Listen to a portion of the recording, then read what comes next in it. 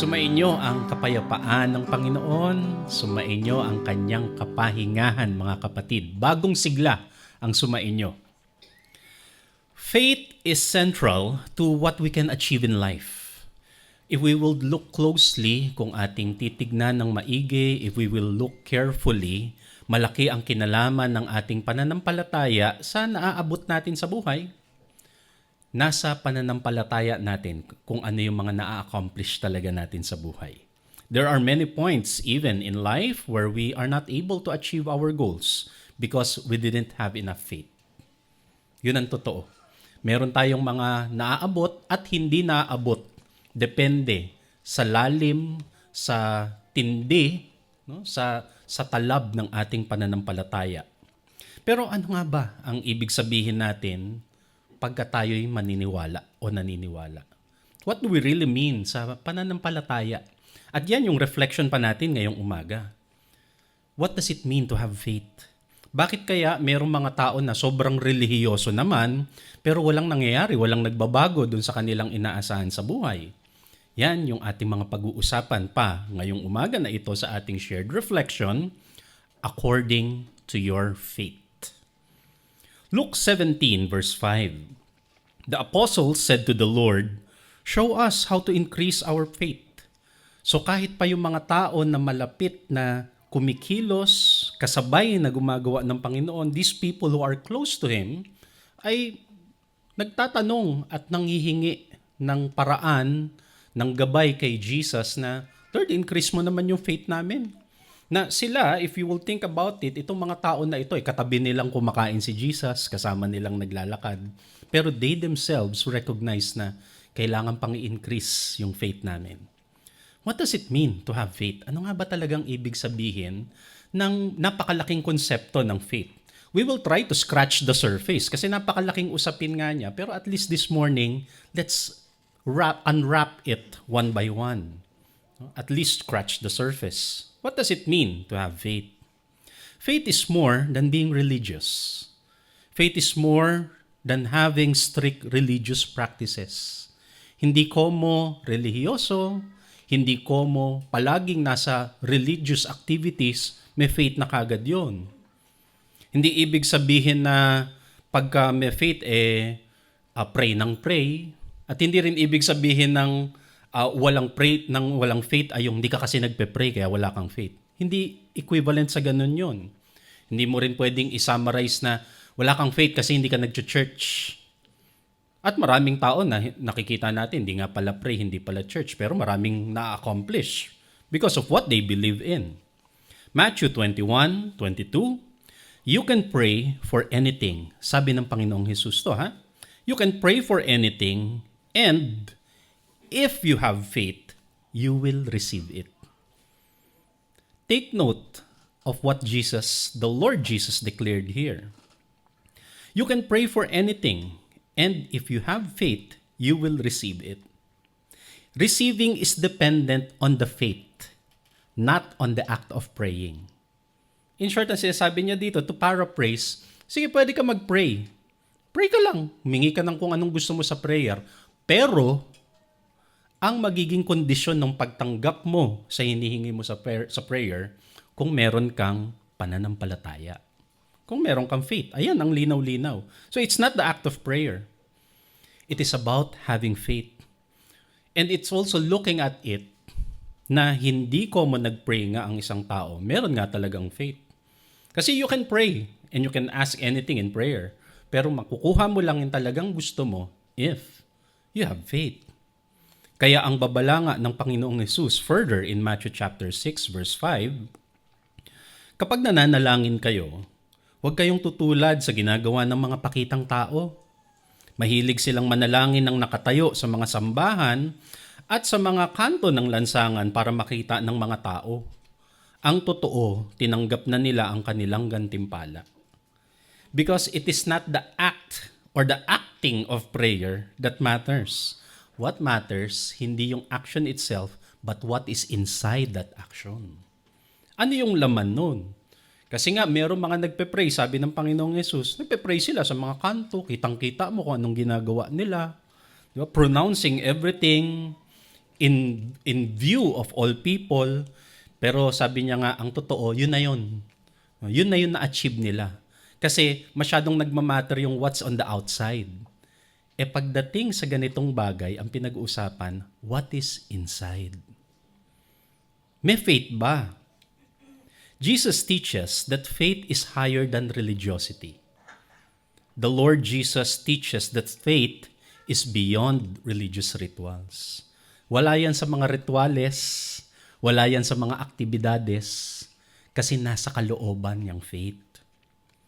And my brothers and sisters, base sa marami na rin nating mga napag-usapan at alam na natin ngayon, we can say that faith is the totality of what we believe in.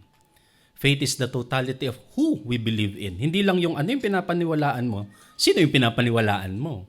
Nandoon yun. Faith is also how we act. Paano ka ba kumilos? Kasi hindi pwedeng ito yung paniniwala mo tapos baligtad yung kinikilos mo. Faith is also what you keep in mind. At makikita mo yan kung ano yung laman ng tao. Kasi faith is also what we declare, what we speak. So pwede mong imuestra na you have faith, I believe in this, I believe in that. Pero tignan mo mabuti kung ano yung salita, ano yung mga dinedeclare, ano yung iniisip. Yun talaga yung laman ng faith. Mark 9:22-24, minsan may lumapit sa Panginoong Jesus na isang tatay at hinihingi niya ng tulong yung kanyang anak. Sabi nung tatay in verse 22, "Please have pity and help us if you can." Jesus replied, "Why do you say if you can? Anything is possible for someone who has faith." Bakit mo pa tinatanong kung kaya ko o hindi? Kasi hindi naman sa akin yung point ng question. I can do all things kasi as far as Jesus is concerned, as far as God is concerned, sa Kanya lahat posible. Ang tanong, ikaw sa'yo, lahat ba posible? Yun ang ibig niya sabihin dito. And at once, the boy's father shouted, "I do have faith. Please help me to have even more." Ini-establish do sa kwento na ito na, yes, God can do all things. Ang tanong ngayon, ikaw as recipient of God's blessing, sa tingin mo ba kung ikaw ang tatanggap ng pagpapala, posible para sa'yo yung hinihingi mo? So, hindi siya ang point ng question. Tayo. And so, my friends, my brothers and sisters, we have to consider, we have to reflect, what is faith really para sa'yo? And we will say that faith is having the motivation to take the first step. Yun ang faith eh. To have the motivation to take the first step. And faith is also the discipline to finish what you started. Faith is how we act every day in our lives. Yun ang talagang faith. Hindi siya nakabase dun sa pala-attend ka ba ng church, palagawa ka ba ng ganito. How you live your life outside the church most especially. Pag wala ka na sa church, paano ka mamuhay? Sa ginagawa mo sa iyong buhay, gumagana ba yung faith? Whatever you do, are you a student? Do you believe that you will complete this thing, this task? Are you into business? Do you believe that you will accomplish whatever it is that you have set your goals into? Whatever it is that you do, faith is active. Buhay ang faith. Dapat, yun ang pinag-iisipan natin ngayon. Let's remember the story of the bleeding woman. Matthew 9:20-22.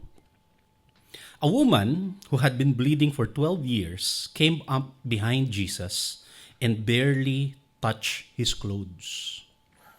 She said to herself, "If I can just touch his clothes, I will be healed." May isang babae na may sakit siya for 12 years, nagdurugo yung kanyang katawan. And in that context, hindi lang physical ailment yung pinag-uusapan natin. Way back sa kanilang panahon na yon, dahil ang sakit niya ay pagdurugo, she is also unclean. Hindi siya dapat nandun sa lugar na yon. She was not supposed to be there. Hindi siya dapat nakikihalubilo sa mga tao. Kasi kung sino man yung makahalubilo niya, unclean na rin. Pero sa isip nitong babae, kung may hipo ko lang yung dulo ng damit ni Jesus, gagaling ako. Yung faith na yon, hindi lang yun sa isip niya. Bahala kayo dyan. Madumihan kayo kung madumihan. Basta ako naniniwala ako, pag nakalagpas ako sa crowd na yan, pag nakipagsiksikan at nakapaglagpas ako sa crowd na yan at nahipo ko yung kahit dulo lang ng damit ni Jesus, I will be healed. To have the determination to start and to finish what you intend to do. That is faith. Verse 22, Jesus turned. Kasi napansin ni Jesus, power has gone out of me. May lumabas na power sa akin eh. Sabi ni Jesus. At ang tanong pa nga niya doon sa mga disciples niya, sinong umuwi po sa akin? And if you think about it, Lord, ano ba naman yung tinatanong mo? Gaano tayo karami nandito? There's a crowd around you, tapos tatanungin mo kami kung sinong humipo sa'yo? No. May humipo sa akin, at yung particular tao na yun na humipo sa dulo ng damit ko, dahil sa paghipo niya, power has gone out of me. May lumabas na power sa akin. Kaya may particular person na merong faith. Jesus saw the woman and said, "Don't worry. You are now healed because of the woman's faith." Walang tanong do sa power ni Jesus, may power siya eh. Ang tanong sa kanila noon, do sa kwento, at ang tanong sa ating lahat ngayon, sino yung makakahipo kay Jesus na mag-activate ng power niya? Sino sa atin yung may tamang resonance, yung may tamang vibration na makaka-access ng frequency ng energy ng ating Panginoong Diyos para ma-activate yung power niya? Who has that faith? Yun yung pinag-iisipan natin. At that moment, because of her faith, she was healed. So brothers and sisters, faith is also how we discipline ourselves, our minds, our actions. Kasi diyan nakadepende what we will attract into our lives. Anong na-attract natin sa ating buhay? Actually, nakaugat yun doon sa faith. Ano yung frequency na nasa loob? You cannot expect abundance tapos ang laging lumalabas sa bibig mo ay shortage. Nag-aantabay ka, nag-e-expect ka ng pagpapala, pero ang lumalabas sa bibig mo, ano yung kulang? Ano yung wala? Nag-e-expect ka ng blessing, tapos yung kalooban mo punong-puno ng pag-aalala na, paano kung mangyari ito? Paano kung mangyari yan? So, ano nga yung ina-attract mo na vibration? What do you attract in your life? And you can look at it that way. Faith works that way. Kung ano yung pagkakaisa ng isip, puso, damdamin, salita, pagkilos, that is your faith. And power is activated depending on your faith. 2 Corinthians chapter 4 verse 13, the scriptures say, "I believe, so I spoke." Our faith is like that too. We believe, and so we speak. And you can even extend, we believe, and so we act. We believe, and so we think. We believe, and so we interact. Ano yung nasa loob?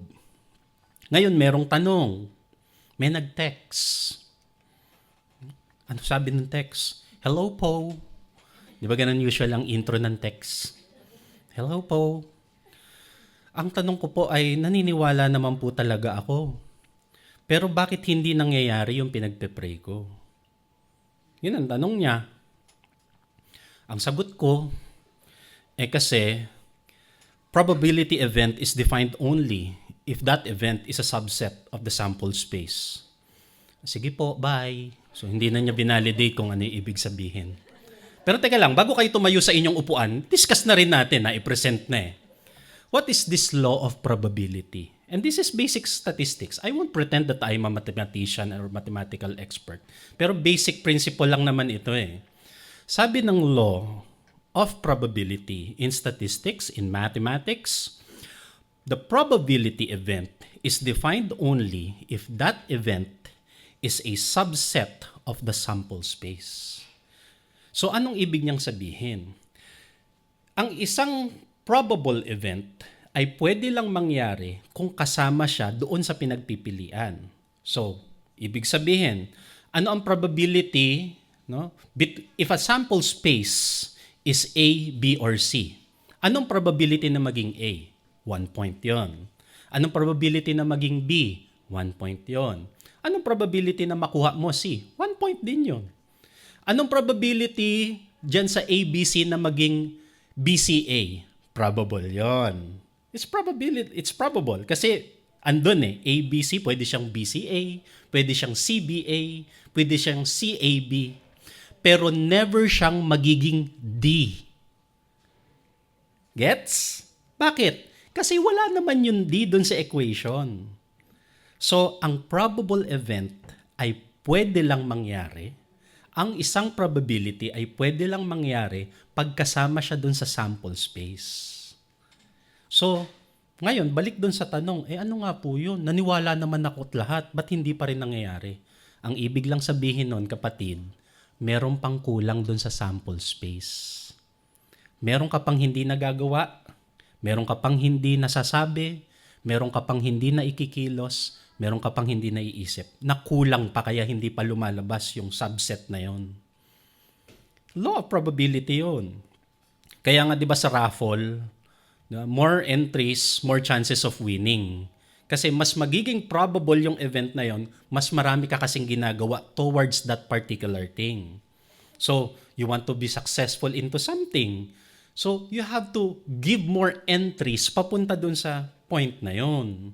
May gusto kang maisara na business, may gusto kang maisara na sale, mayroon kang grade na gustong ma-achieve, mayroon kang gustong ipasa na something sa iyong school.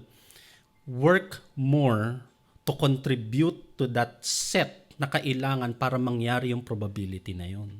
Yun ang faith. Yun. Never siyang magiging CDE. Kasi wala naman si letter E sa ABC. Wala rin si D.